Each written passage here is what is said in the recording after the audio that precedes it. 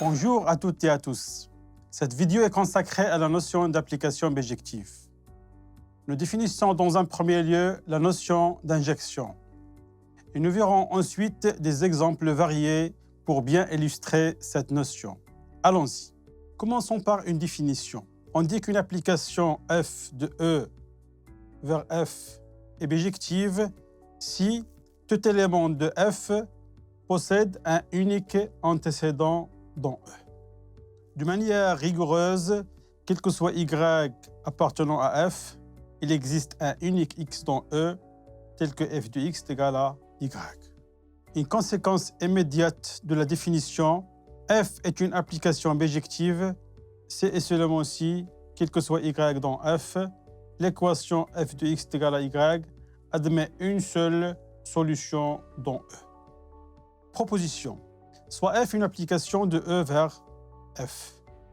Alors, f est bijectif si et seulement si f est à la fois injectif et surjectif. Deuxième partie. Exemple. Le premier exemple illustre par des diagrammes de 20 deux applications.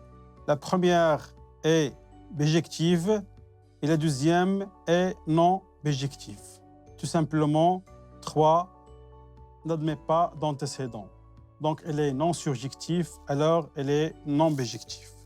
Deuxième exemple. L'application f de R2 vers R2, le couple XY est associé par le couple x plus y, x moins y, et évidemment bijectif. Tout simplement, si je prends un élément de l'ensemble d'arrivée, l'équation admet une seule solution. En effet, ceci est équivalent à dire que x plus y est égal à alpha, x moins y est égal à bêta. Si et seulement si x est égal à alpha plus bêta sur 2, y est égal à alpha moins bêta sur 2. Donc, pour tout alpha bêta dans R2, dans l'ensemble d'arrivée, il existe un unique couple XY. X, c'est alpha plus bêta sur 2. Et Y, c'est alpha moins bêta sur 2. Bien sûr, c'est un antécédent dans R2. Donc, f est évidemment bijectif. Exemple 3. L'application G de n vers Z, n est associé par G de n qui est égal à n sur 2 si n est pair et moins la fraction n moins 1 sur 2 si n est impair. C'est une application bijective. En effet, soit y appartient à z. Donc, on va résoudre l'équation suivante. Donc, l'inconnu n dans l'ensemble des entiers naturels. Donc, commençons par le cas suivant.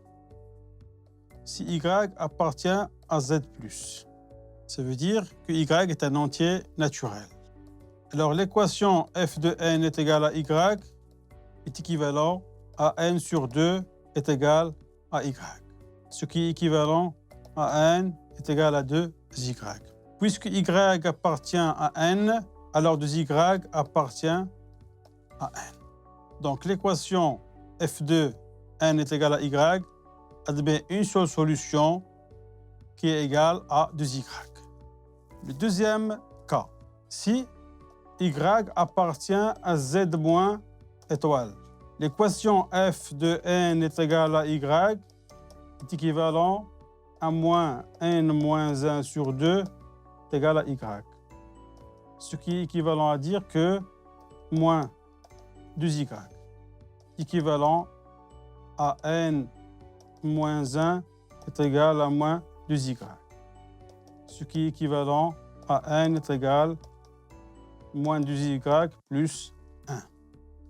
Alors, cette équation-là admet une unique solution, n, qui est égale à moins 2y plus 1. Y, elle est négative strictement. Donc, moins 2y, elle est positive. Plus 1, elle reste un élément de n. Donc, l'équation admet une seule solution dans l'ensemble de départ E. Alors, l'application f est forcément bijective. Exemple 4. Voici le graphe d'une application bijective. Tout simplement, si je prends un élément M dans l'ensemble d'arrivée, je trace la droite Cette droite-là, elle coupe le graphe CF de l'application F en un seul point.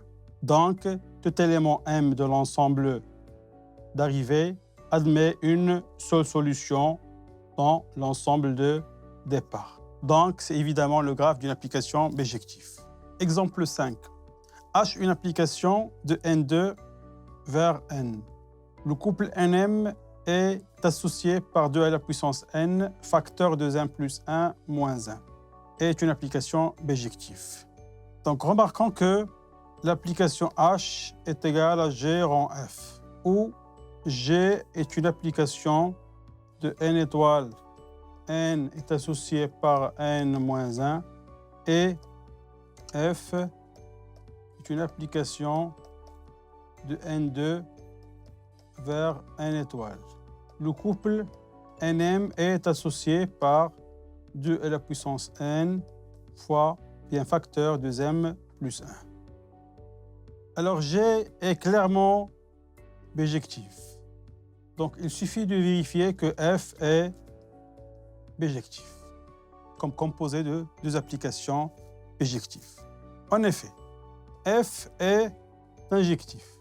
Je prends deux éléments Nm de N2, tels que F du couple Nm est égal à F du couple N', M'.